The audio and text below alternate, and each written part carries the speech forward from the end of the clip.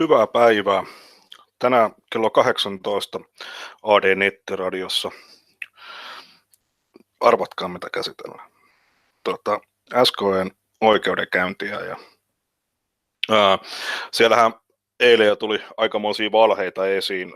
Se oli aikaisemmin tämän päivän istunto, mikä nyt alkoi kello 13, niin oli kuulemma juttelutuokio tuomarin kanssa. Sitten se oli mini-oikeudenkäynti, valmisteleva istunto, mutta siellä on valmisteleva istunto ja pääkäsittely aiheelle 29.12. oleva hallitus. Siellä on käräjäoikeus antanut jo tuomion tai niin kuin päätöksen väliaikaisesta toimenpidekielosta ja nytten siellä tehdään päätös siitä, että se on se pääaihe, että mikä se 29.12. oleva hallituksen kokous on käräjäoikeuden mielestä mennyt ja siihen ne nyt hakee siellä ratkaisua. 3 tuntia siihen on varattu, siihen istuntoon. Siellä on kuvaaminen ja nauhoittaminen kielletty, mutta tokihan pystyy käräjäoikeudesta sitten aina tilaamaan niitä nauhoja jälkeenpäin. Siellä on ihmeellisiä hommia, että on pyydetty pöytäkirjaa salaiseksi ja sun muuta. Eli käytännössä siellä nyt päätetään siitä, että onko se ainut oikea hallitus, mikä on tällä hetkellä voimissaan, niin 60. Se on niin kuin SKN kannalta hyvinkin merkittävä homma. Meillä on Riikka Salmi tänään kommentoimassa lähetyksessä heti tuoreeltaan tätä päätöstä katsotaan 18 ja 19 välillä alkaa, että olkaa ihmeessä mukana.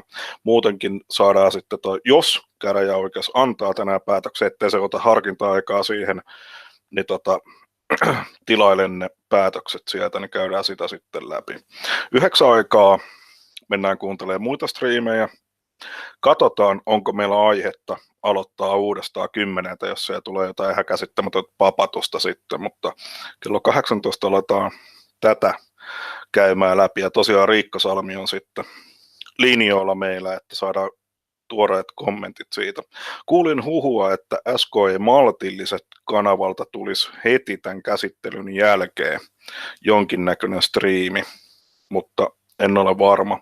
Sitten on ymmärtänyt, että näytti Carlos olevan paikalla siellä, niin sieltä tulisi kooste sitten kommenteista heti sen jälkeen, että kyllä me tietoa sieltä saadaan ihan hyvin. Ja hyvä, että sinne nyt porukka on mennyt paikalle ja sehän on aina hyvä, että tämmöisissä avoimissa tilaisuuksissa on sitten porukkaa. Mutta käsittämätöntä valehtelua oli eilen, että on jostain mini-oikeudenkäynnistä ja valmistelusta istunnosta. Tämä varmaan on sitä sitten, että ollaan hirveän yllättyneitä illalla, että ei me voitu ymmärtää, että tämä on pääkäsittely. No, katsotaan, mutta näin mä innustan, että se menee. Mielenkiintoista, Riikka Salmi on videoyhteydellä siellä ja Mikko Hamunen tekee tällä hetkellä Twitterissä live-seurantaa tästä asiasta, mutta tulee erittäin mielenkiintoista, että mekin ollaan vatkattu tätä asiaa aika paljon tällä kanavalla ja odotan oikein iltaa, että kello 18 pääsee kertomaan sitten asioista, miten ne on mennyt ja mitä siellä on taas. Mutta siis eniten mua ihmetyttää toi, että miksi valehdellaan edellisenä iltana, kun tiedetään, että siellä on paperi, missä lukee ihan hyvin selvästi, että valmisteleva käsittely ja pääkäsittely, missä käydään sitten tämä 29.12. oleva kokous läpi. Et jos se mitätöidään kokonaan, niin sitten siellä on se 60. hallitus voimassa ja sitten jäsenkokous on kutsuttu jo koolle, niin olisiko tämä nyt vihdoin se kusettamisen loppu? No, katsotaan illalla. Jakakaa linkkiä, tulkaa suurilla joukoilla mukaan kuuntelemaan meidän papatusta. Moi!